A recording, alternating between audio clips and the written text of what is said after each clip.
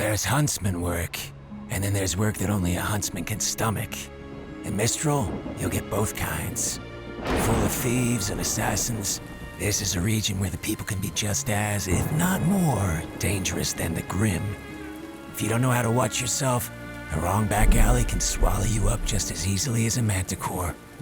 It's the type of place where secrets live in the open. Perfect for the brazen sort to make an unscrupulous living.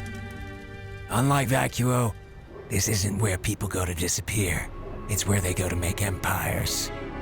Hidden amongst the winding mountains and in the belly of the underworld, you're sure to find them. Just make sure you don't stick your nose too far where it doesn't belong.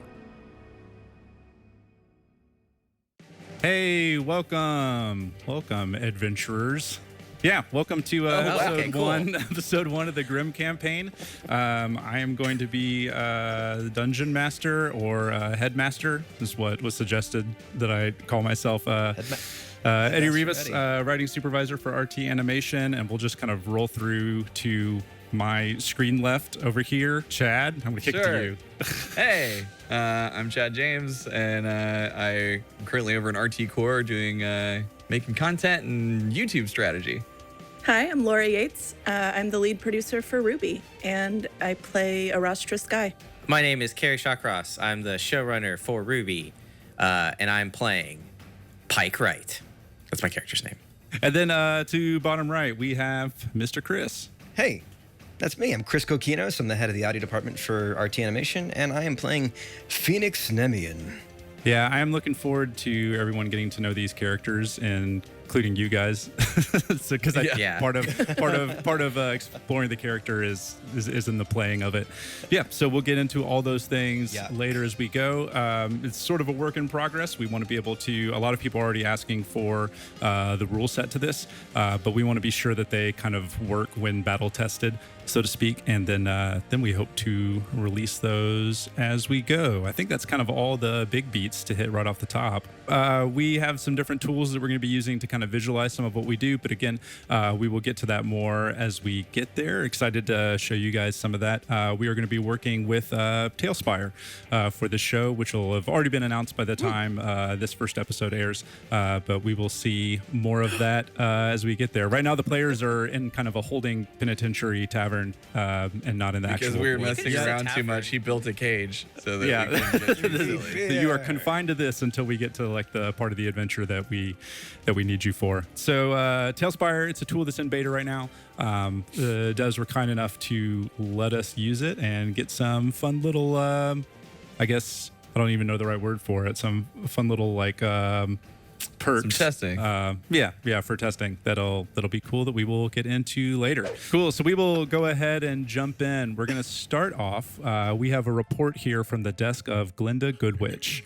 What follows is my report on the Kuchinashi incident. This log is frustratingly scattered, pieced together over several months from a series of testimonies given by huntsmen, operatives, travelers, and those rare whispers that managed to escape the darkness within Mistral's borders. Like many of the reports we receive from the region, much of it is rumor and hearsay, and while we can corroborate many of the larger events, those that affected too many in Mistral to have been swept beneath the rug, the specifics and the details are unfortunately lost, kept only still by those who know the rugs under which to peek. As I know you have a fondness for stories, I've recorded what I've surmised from intel as such, and included dossiers for the huntsmen and huntresses of note. Happy reading, Headmaster. So that gets us to our character dossiers. Let's start with these character introductions, starting with Chad. Tell us just a little bit about Asher. Sure. So Asher Mora is a little bit older. He's been out kind of in the huntsman world for a few years. And he graduated from Shade Academy. He is human and is very, very stealthy. And his weapons are called the Fortune's Fangs, which I'm really, really, really excited about. They're based on a weapon that I just feel is not used nearly enough, and it's really cool, which is Swordbreaker, which is basically a sword in the front, and in the back it has slotted areas made to like catch weapons and break some stuff. And just a little bit about his personality. He's very, very monetarily driven. He's definitely always out to make some money. And as far as his he's slow to trust, but if you gain his trust, he'll pretty much do anything for you. But if he doesn't know who you are and you don't matter to him, then you're kind of screwed. Cool. Laura, you want to tell us about Arastra? Sure, yeah. Rastra Sky grew up in Mistral, comes from a long family of miners. I went to Haven, which is actually how I know Pike. We got to know each other there. My weapon is called a windlass, and it's a combination of a crossbow and a pickaxe. Arastra definitely keeps to herself. She's used to being a loner and will have to learn how to cooperate with the team. What do you mean cooperate with the team? Well, cooperate with this team. Okay. Yep. Fair. Yep. Yep. Nice. Carrie, do you want to tell us about Mr. Pike Wright? Oh, I can't wait, Eddie. Pike Wright. Oh, where do I start? He's human. Blind optimism comes to mind. Definitely watched a lot of this world's anime. And is very shonen driven. Pike Wright went to Shade Academy for 1 year and then went to Haven for the other 3. He does not want to talk about it. Doesn't want to talk about it. Was there an incident? Doesn't want to talk about it. Okay. So yeah, I fight with a drill that does also have some long range capabilities. And Pike just hasn't found the right name for it yet. Chris, you want to tell us about Phoenix? Yeah, sure. My character is Phoenix Nemean, or Phoenix Nemean, kind of a charismatic lion faunus, half faunus, half human. Yeah, that's the thing. I guess spoilers. I won't get too deep into that. I couldn't tell raised by the just ears. on the western region of Sanis, just outside of Vacuo. So I went to Shade Academy. My weapon is the Pandora's Aegis, which is kind of a combo claw shield action, and Phoenix is quick to anger, and you won't like him when he's angry. And I'll leave it at that. Yeah. Yeah, that gets us into some semblance talk. So I actually kind of like that we didn't talk about semblances, and we can was kind my of save plan. it for It's very save it RWBY. for combat. Yeah, very RWBY. Yeah. Yeah, so Chris probably has the most complicated character to manage. So have fun with that. Thanks to his semblance and his weapon having kind of 2 different functions. But yeah. We open on a Huntsman dropship. This is a special transport that scooped all of you up in Anima's southern port. This kind of transport is reserved for a specific type of SOS that goes out on the mission board every now and then, usually big money behind it. An open call to Huntsman, and an airship comes by to grab anybody who responds to the beacon all at once. Generally, you get filled in on the way, but as far as you know, anytime you take one of these missions, it's another payday. You're going to get sent there pretty quickly, just like all the rest of them. What doesn't happen very often is that 4 huntsmen and huntresses all accept the same token at the same time, which is how all of you got to be aboard this particular dropship all at once. It's not exactly roomy, but you've all got just enough space to spread out awkwardly, kind of avoid eye contact, try to get some shut-eye. And that is where we're at. What are all of you guys doing to pass the time? Who's sleeping? Who's talking? Do any of you recognize the others? Let's start with Asher. I have already tipped my head back and started to fall asleep. Are you? Do you think Asher is he actually asleep yet, or is he definitely the type that's like, I'm closing my eyes, don't talk to me? Closing eyes, but aware, definitely aware. So you basically, okay, you're like kind of pretending to sleep. Yeah, I'm just resting, but not fully falling asleep. Okay. Pike is 100% asleep. Out cold. Little bit of drool. Are there tacos in the world of Remnant? Sure. They probably wouldn't be called I'm eating- tacos, but I'm eating we'll call them tacos. tacos. I'm not gonna make I'm that eating rule up. taco-shaped food Tacos. in the world of Remnant. I'm eating tacos. It'd be something eating stupid tacos. like tacos spelled with 2 C's. or something. Yeah. Phoenix is in a corner eating just a bunch of tacos. You don't happen to have an extra one, do you? I'm a little hungry myself. I toss one to Arastra. Eat up. Tacos are on old Phoenix today. I throw one at Asher's body, and I throw one at Pike's body as well. So that's unfortunate. I just opened my mouth and it went into my mouth, but now I'm tasting paper. So while you guys are doing that, you kind of hear the driver kind of stirring a little bit. he turns around. He's like, "Oh, cool, tacos, cool. You guys want some water? Do you need to charge your scrolls? I got a lot of cables up here. Is the music too loud? Is the music too loud? He's playing some like vacuum and death metal. As soon as he says tacos, I throw one at him. I huck it at him. He's like, "Whoa!" And then like the drop ship kind of like dives a little bit, like it's a little shaky, and he's like, "Oh, sorry, this is not used to this just yet. Sorry. So you guys are like huntsmen. That's cool. Like I could have been a huntsman. I was like eligible, but like I didn't really want to do it. My name's Tums, by the way. I drive a lot of huntsmen around. Have you guys like done anything that I would like know you for? Like, are you guys like famous or like good at your jobs?" Yeah, I did a bunch of fighting out in shade. Just for fun. That's really gross. The way you're talking with your mouth open is kind of gross. Oh, sorry. Please excuse me. I mean, it's cool. I want you to have tacos. I just, Do you guys need to charge your scrolls? Do you want some water? And then you hear a beep, and a notification comes through, kind of through the console of his ship, and he's like, "Oh, cool! Your mission log's here. Oh, no way, Crow Bronwyn! Oh my god!"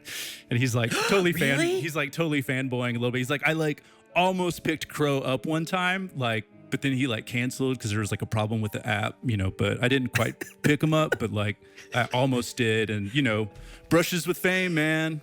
Brushes with fame.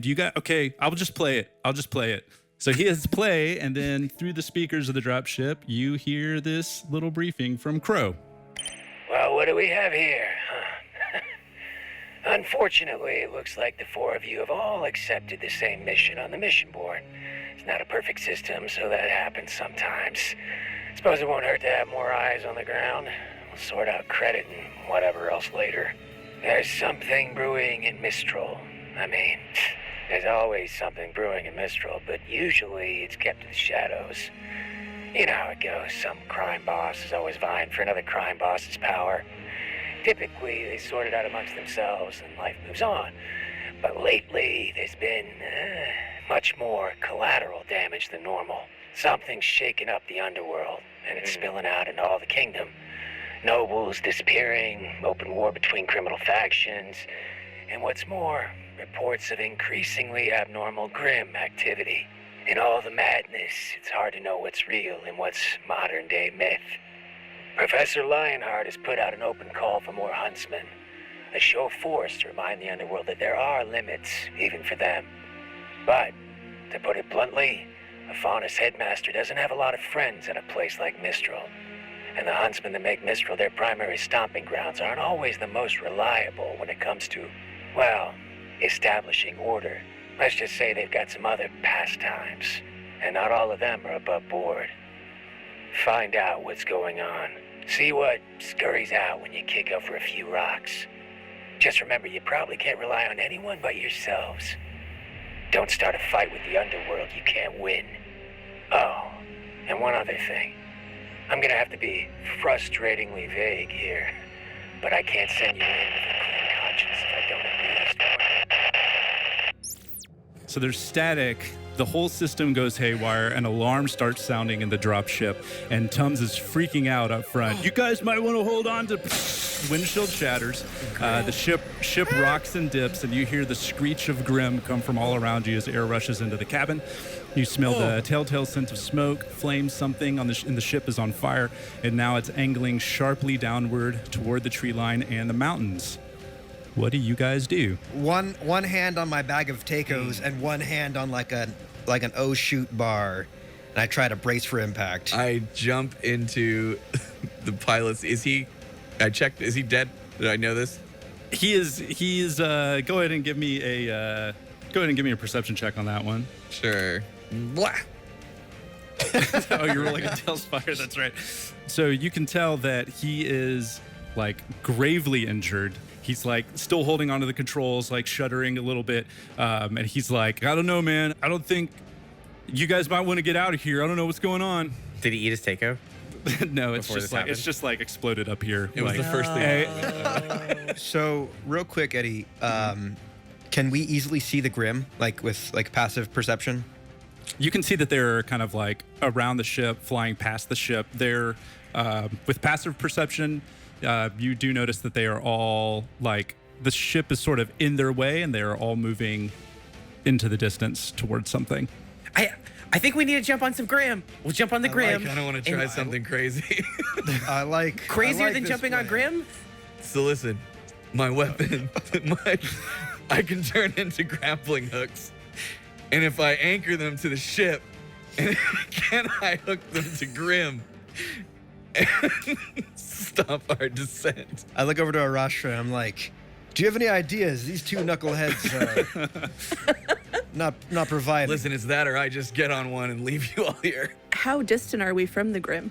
Can we make the jump? It would probably be a little bit harder to jump. There's some like flying in line with you, kind of like hitting the ship. So, because I was trying to get a look at the Grimm, I go ahead and I let go of my bar, but I still have my bag of tacos. I'm not dropping those. No. And I fling the door open with my big, strong lion arms. Did the take-up bag get sucked out the door, or is it still in his hand? Give me a strength check. This is very important. This is very important.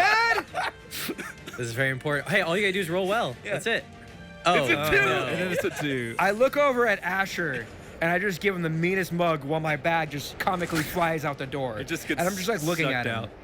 And Just looking- I'm looking and one of the directly at Grimm, you, one of the Chad. Grimm like catches it and then like flies off. I jump out after the Grimm. Awesome. Do it. Sweet. Or what's everyone else doing? I'm gonna tie off the end of my rope and lower it down to see how close we can get to the Grimm. So I'm gonna try and find like the Grimm that I think I can kind of like angle myself towards and just jump towards it. All right, so both of you have jumped out. Chad, what are you doing? I'm gonna use my my Fortune Fang's glaive, and I'm gonna attempt to grappling hook one of the Grimm. So door opens. You guys have scoped things out. Takos gets sucked out, snatched by the Grimm. Phoenix sees it. He's like, oh, no way. Dives out after it. Pike sees this too. It is just like someone else jumps. I'm in. Jumps also. Yep. And then Arashtra is like lowering herself with the rope. Asher is hanging out in the door. Again, there's that tree line like kind of way down in the distance. There's the screech of Grimm. But what you see that they are all streaming toward a flickering city that's tucked up against the side of the mountains just past the forest. And you guys would know that as Kuchinashi.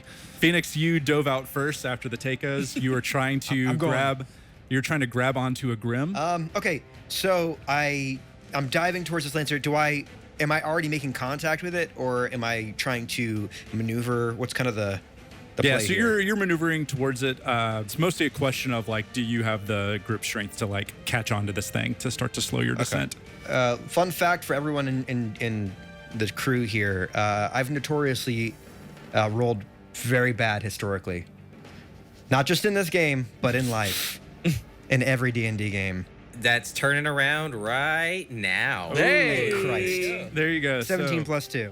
that's enough. You grab onto this lancer. You weigh a lot, and this thing isn't going to be able to like completely Yeah. support you, but it definitely slows you down, and it's starting to do one of those kind of like teeter-totter things. And then you guys sink down towards the tree line. Then we go to Pike. Who's gonna do the same thing, right? If you're going to try to grab on, let's do a strength check. Gonna do it. Yeah.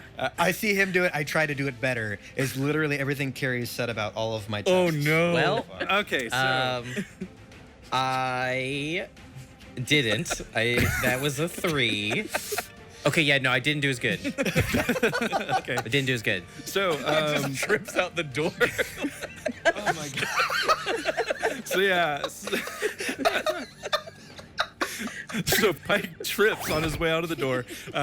He thinks he's got it though. Like it's one of those like things where he's diving towards it. He's like, I totally got it, guys, and then he just sinks right past the lancer. So Arashtra, hold- you've lowered yourself down. You're now dangling from the bottom of the ship. Probably about 30 to 50 feet below you is the line of Grimm. I would like to try to hold on to the rope until I reach the tree line. So you're still holding on to Smart. that while that's angling Ah, down. yes. The smart one in the group. Cool. Asher, you were still in the door, and you were going to be working those sword breakers, the grappling hook function. Yeah. Let's do a dexterity check on that, using more of that Oh. dexterous. Oh, man. Okay. So Asher rolled a nat 20 on this. You do this like it's super slick. You like fire this thing up. You shoot it out. You like make perfect contact with one of these lancers. You like swoop down. Real and quick, now though, you were like, I take a moment to briefly look back at our poor pilot, who we've all completely abandoned.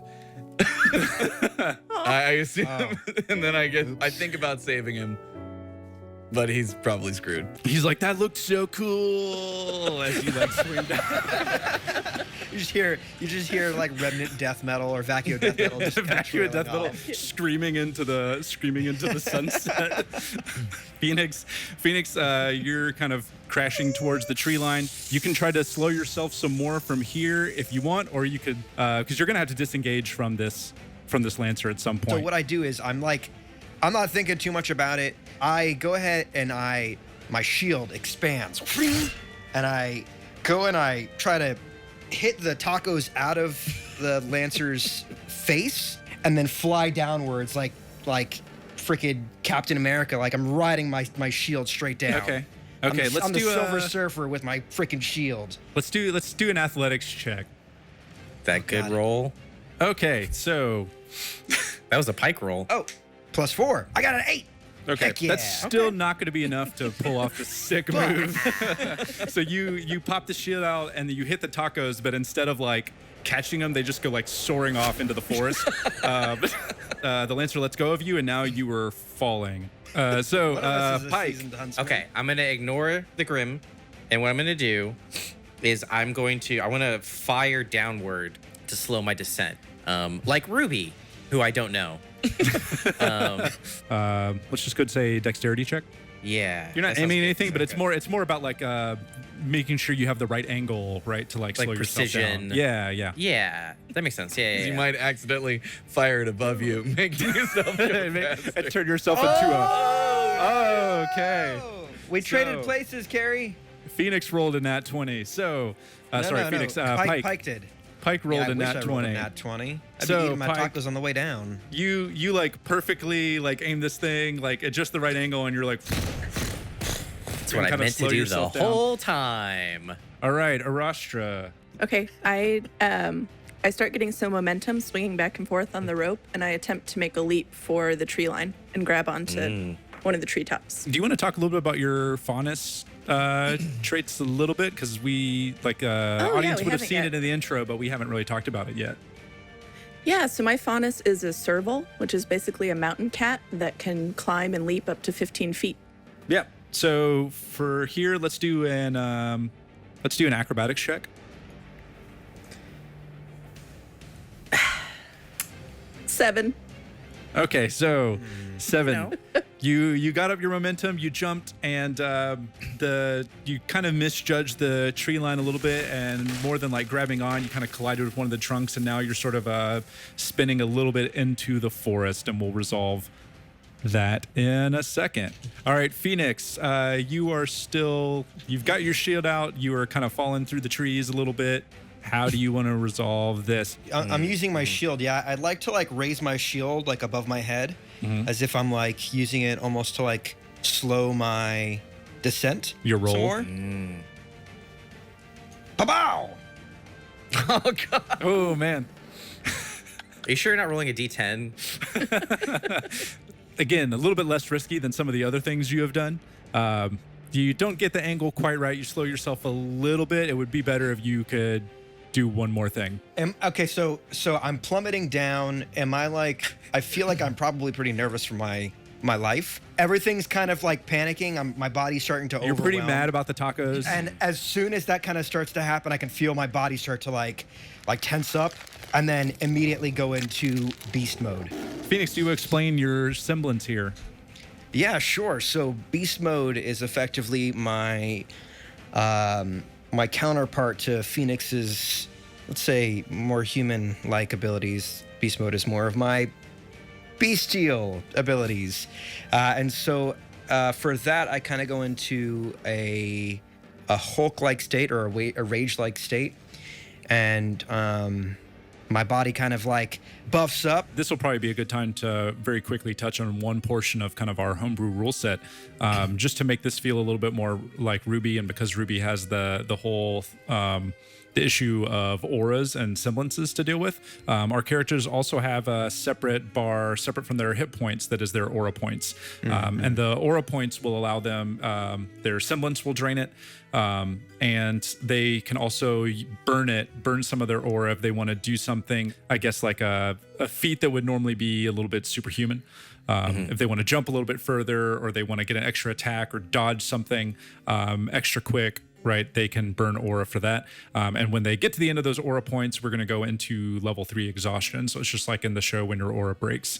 Whenever Phoenix uses his beast mode, it costs him 2 of his 9 aura points, and then he has to burn it for every turn or round that he stays engaged in it. So we'll resolve that final thing in a second, but like you get the shield, it doesn't quite work. It like slows you a little bit, it's still wobbly. You're like kind of losing control of it, and then you get that super tense mode and then like burst into your beast mode. So let's go to Pike. I mean, at this point, I'm if it's like 20 or 30 feet, I got good knees. I can just land that, right? Probably not. Okay. I guess. Okay. I'm gonna do one more round. No, I'm gonna do one more round of like firing. Yeah, you're getting a little bit more careless because you're kind of coming through the force here. You're getting a little bit closer to the ground. Yeah. You're feeling on top of the world. You get a little careless, like misfire a little bit. But you Yeah. have With my still other hand, I managed. do this. Like I don't know exactly what it means, but I do it. All right, let's deal with Rashtra. Okay, I'm gonna raise my windlass to try to catch myself as I'm falling through the trees. Yeah, so windlass, if you want to talk about it for a second, it's 2 different functions. Yeah, it's essentially the shape of a big pickaxe, but when turned on its side, it also functions as a crossbow. You swing out windlass, still holding on with one hand. You hook it into one of the trunks. It's not perfect, but it slows you down a lot. And yeah, you're coast down a few of the trees, and you're going to get one more chance to land a little bit more gracefully. Get that So 3-point up cat to- landing. Okay. Yeah, up to Asher. Okay, so I see Chris transforming in the sky. Yeah. I contemplated saving him, but see him freaking transform into some sort of cat monster. So I'm like, And you you're know what, like- I'm gonna let that resolve itself. You're like, nah. So I guess You I'm gonna also hop- see how cool Pike is. Yeah, I'm just gonna hop down and go regroup. I'm gonna go head I over. saw that, Laura. That's you. No, I was about to say I'm gonna go head to where Pike is. So let's go back to Phoenix. With my cat-like reflexes, I reach to like I'm gonna try to get it so that I can catch a branch, like a long sitting branch, grab it and kind of like swing to try and like land onto another tree. So high acrobatics here. Oh, okay. It was a 17. Oh my god! And now It was a Wow. 17, and then it hit your avatar, and then It's turned a into 3. 6 now. What? Dude. So you reach up, and with your reflexes, you try to grab onto one of the branches. You are way too heavy for it, so you basically just like rip the branches out of the tree and just keep sailing forward. But the momentum does kind of like tip you up a little bit. It like kind of slows you just by the force of like the impact itself. Go ahead and roll a d8 to see how much damage, because you've slowed yourself down a couple of times, so it'll be 1d8. Yeah, you know, it's like when you're running and you get hit by a car and you Hell slow down a yes. little bit. Oh, your low only rolls. time low rolls saved me. I only took one hit of damage. So yeah, you kind of Yeah, like come I in don't and know how it bounce landed in, up and there. you like kind of land, and you like stop, and you're like, everything. Oh my god, everything's fine. If Phoenix is anything, he's consistent. Yeah, right? All right, continue up to roll to- low, I guess. Up to Pike. All right, yeah, I'll do like one last shot, and then I want to like, you know, combat roll out, and then like kind of like get ready in case there are Grimm around. Cool. Let's do an acrobatics check on that then. Okay, 11 plus 2. Yeah, 13. Yeah, you were already kind of cruising in. That's going to be high enough. You roll. It's not like perfect. You kind of like slip a little bit in the end, but you like stand up and you like try to play it off like nobody saw, but like Asher definitely saw. Just so you know. Cool. So Arashtra, you managed to kind of hook onto the trees and slow yourself a little bit. You're down to the last like 20 feet. What's the last thing you're going to do to land? I'm going to glide down until I get within maybe 15 feet of the ground and then unhook my windlass and hop down. So yeah, you unhook the windlass, you like land into this clearing, do your kind of like little cat bounce next to Phoenix, who has just like crashed his way through and like somehow survived with just a little bit of a scratch. So then now over to Asher, and you've already climbed down and you have joined all of them in this clearing. So I noticed that Phoenix is clearly really upset and still freaking out. And so, in an attempt to calm him down, I reach into my little pocket and I pull out that taco he threw at me earlier because I stashed it. Your little pocket. And I hold it out in front of him. I look at like Asher, like with tears in my big lion eyes, and I start to like transform back into human. And then I say, thanks. And I go to reach for the taco, and I plop down on my face, and I just like, I like conk out for a second. I got a 9 on my perception. After I calmed him down, I guess I'm just really into this taco because I only got a 3, so I'm just focusing on that. I got 24. Oh. Whoa! Arastra sees through time, and Nice. So, Arastra, you are able to spot this before anybody else. You see 2 of the shadows that have been moving because right now, like, you can hear all this kind of sound of fire, of battle going on from this city that is now starting to reach this clearing. You do notice that there's like lines of those shadows moving through the trees, but because you were really perceptive when you landed, checking things out, you spotted before anybody else that one of the shadows broke off. You see that there are a couple of Beowulfs approaching from the tree line. Actually, just one Beowulf is approaching from the tree line. I draw my crossbow and alert the It's others. a bad time to pass out. So you wake up, but let's go ahead and roll. Let's go ahead and roll initiative. I get With my any- initiative bonus, I got a 5. so that means I got an 18. I rolled a 10. Phoenix got an 11. Cool. I got a 17. So we're gonna go ahead and move into Tailspire. Ooh. Just Sick. so now that we can visualize some of this stuff. We've got you guys ready to see this clearing, and then we will see this encounter with this Beowulf, and then we can set up initiative order from there. All right, so now that we are in combat, we're gonna hop over to Tailspire. So this is a super cool tool that we'll see a little bit more about. So pretty. We're not being paid really cool. to gush about it. They've just done us a solid, so I just want Is to one of these about how- one of these dead trees the tree that Phoenix just barreled through? Yeah, just smashed in. It used to have leaves. 100,000%. Nice. So here's how we're going to resolve that last little bit with Phoenix. Kind of while we pause to set up Tailspire, Chris asked if, just so the audience knows and kind of understands the rules as we start to learn a little bit more about kind of aura points and stuff. He did have to burn 2 aura points to go into beast mode during that. But then the way we're going to resolve that is because you were passed out. You wake up, but you are going to be prone for this first round. So all of you kind of set up. Arasha's been able to warn you, and then through the trees into this clearing bursts a Beowulf. Whoa! And there it is. That's so Right. cool. Let's get a look at this boy. He's all That is Awesome. incredible looking. That's yeah, really cool. yeah. It's a very cool He's very tall. visualization of this guy. He's Well, they're very big boys. Yeah, it is very big. Yeah, that is pretty massive ass. We've got our initiative order. Beowulf bursts into the clearing. All of you guys are ready for this, and I believe Asher is first up. So, Great. Asher, what do you do? I would love to charge and slide behind that rock that's in front of us in trying to be stealthy about it so the Beowulf doesn't see me. So, go ahead and give me a stealth check. I got a 12, and then I have stealth as one of my skills. That is gonna be good, right? So you're able to stealthily move over, and the Beowulf does not know you are there. Are you gonna take an action from here? Or are you gonna hold up at this rock? Oh, pull out my weapons. I mean, if I haven't already. I'm gonna cool. wait behind the rock. Cool. Next up in the order is going to be this boy. Oh, God. Oh, God. Even scarier. He's hopping closely. I don't like it. Can you move me a little bit behind the rock more? Thank you. He got caught on a little bit of my. geometry, but he basically, let's see, Uh-oh. he is Or not. charging Uh-oh. in for. It's hard to get him on Imagine screen him because he's being so a little big. bit over more to the left. There we go. He Oh, is my. charging for downed Phoenix. So it rolled against Phoenix. Do you need my AC? Or do you have that? No, this is gonna hit. So Ow. No. I got a very high AC, mind you, and I still have my shield out. So You're prone though. Well, okay. Well, go ahead and tell me your AC so we can say it for the audience.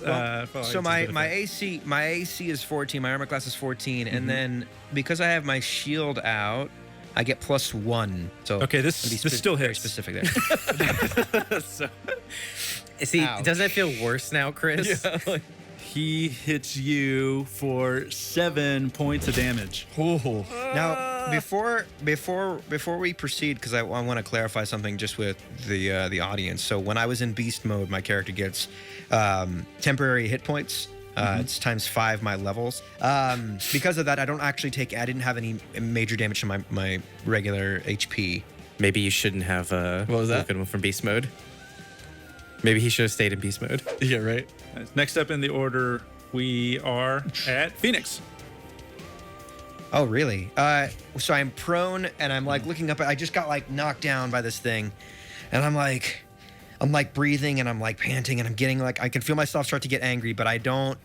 Yeah, and it like bounded up and reared back its claws and like swiped into you while you were already laying on the ground. Oh my god.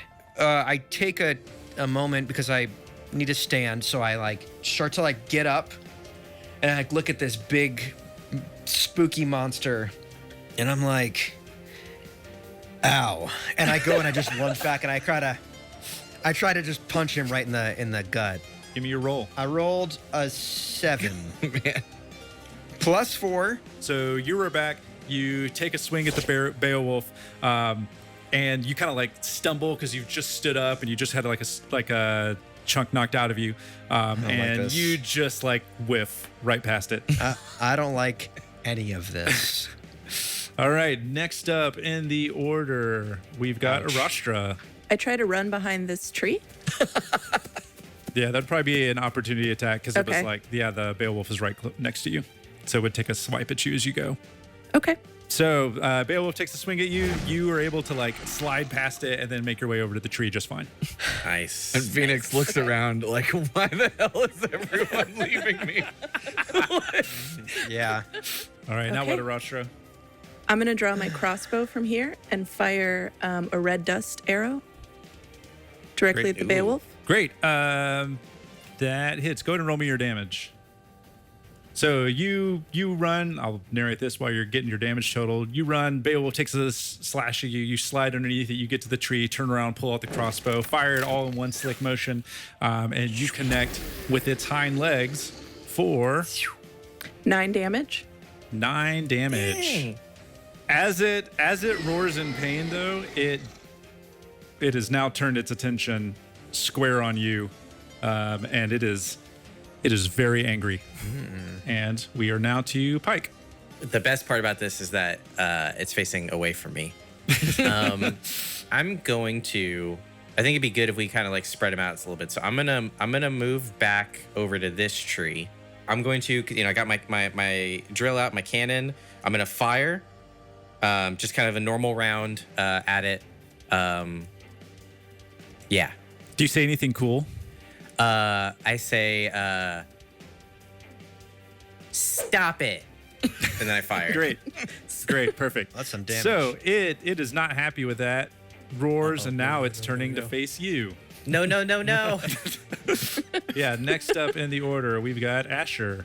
I want to just run up and surprise backstab this guy like as hard as I possibly can. Yeah. Nice, man. Asher's got the good rolls, right? So yeah, that definitely hits. You run up away from these boulders that you are taking cover behind. Its focus is entirely on Pike. You run up, you jump up on its back, stab it right in the back, like square in the back, and you do a crap ton of damage to it. This thing is looking pretty haggard at this point. So he has turned his attention to you. He Question: runs up how to can he you. have advantage when I'm on his back with my daggers plunged in? He knows where just you are. You ran up, you stabbed him, you kind of jumped back in like a super slick move, and then he turned to you and came right back at you. And instead of his claws now, he actually snaps at you with his jaws and latches onto your arm for 2 damage. Oh. So he starts to catch onto your arm. You feel that that grip of the bite, but you're able to kind of yank your arm out, take 2 damage. Okay. And Tailspire. That's another cool thing Tailspire could do is keep track of HP. So we are doing that in the tool so that one less place to write it down. Next up, we've got Phoenix. So I've lost his attention. I'm hurting. I'm like, And feeling a little blood. like, I'm hurting real bad. And so I kind of see him go after my friend here who offered me a taco. And all I can think about is how he still has this taco to give me. And all I want to do is protect my friend now. My friend Asher here. I kind of want to suplex this thing. Can I do that? Yeah. You want to just grab I mean, it? I want to grab him and I want to suplex this boy, and I don't know what I need to roll for that. So that's gonna be a strength. Are you doing this in beast mode or are you doing this in regular mode? No, I'm in regular mode. Okay, great. So that's gonna be a strength contest. So I'll give you advantage on it since you're behind him and he doesn't see you. Okay. Okay. So yeah, go ahead and just roll 1d20 at a time rather than both of them at the same time. I roll both at the same time. Okay, well, it's fine. Yeah. Yeah, 19. So I feel like I might have won that. Wait, hold on. Hold on. There's no modifier there. Oh yeah, add your modifier. My modifier would be 21. So it also rolled a 19, but you beat it just barely with your modifier. Wow. All right, so you get up big and and strong. so you get up and you grab onto it, and this is like, I mean, he's a big old burly boy, right? So you like grab onto him, and it's like hard, right? Because you're trying to get your arms around him. He's super strong. He's fighting it, but you barely managed to gain control of him. Cool. So you did 5 damage to this guy. You suplex it on the ground. It actually like whimpers. It's kind of like slow to kind of get up. This thing is in bad shape. Cool. Next up in the order is Arashtra. I mean, but just while it's prone, I mean, it is super angry at you. I'm gonna fire another arrow, but this time I'm gonna use yellow dust. Okay, so you turn and you fire this like dust bolt towards it. It looks like the shot's not gonna line up, but then it just barely does, catches it, and that is the last bit that this guy needs to dissolve. Heck yeah. Yay. Be done with, right? So he like fades and dissolves up into the air, and you guys are now out of combat in this clearing. Is everyone okay? And I like pick myself up and I dirt myself off. I'm like, I walk up to Phoenix. Thanks for the help, but what the hell was that? I wanted to protect you. You offered me that taco, which, would be so great right now. I feel I'm famished after that. Well, impressive. It's like, where's the takeout? But I have some bad news. I ate it. It's okay. Tacos are meant for sharing, for friendship, and I just want to make sure you're okay. Sure, man. Whatever. Arashtra, those are some great shots. Thank you. Phoenix, do we know each other's names? No. Did we? Hello. I don't know if we ever formally introduced ourselves. That's Yeah, true. well, Yeah, you guys just kind of woke up on the thing and you just started like jumping out and Yeah. stuff. Yeah. Well, I guess that was kind of a crazy way to meet, but hi, I'm Pike Wright. I'm a huntsman, and I'm also hungry now. But I guess we'll save that for later.